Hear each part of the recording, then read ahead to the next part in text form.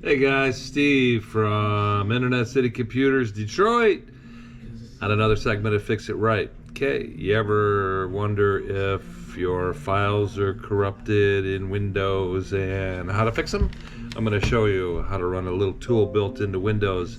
It's called System File Checker, SFC. I'm going to show you how to run this. It's got to be running a DOS command.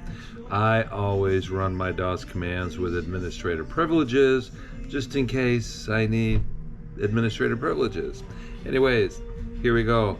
I'm going to show you how to run System File Check. Okay, the first thing you want to do is get to your search bar, type in CMD, get to a command prompt, and run it as administrator. Click OK, yes, get up the command prompt, and then you're going to type in SFC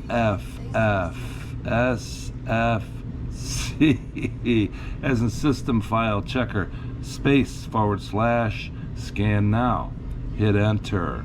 It's going to scan. I'm not going to bore you with the percentages here. We're going to skip right to the end.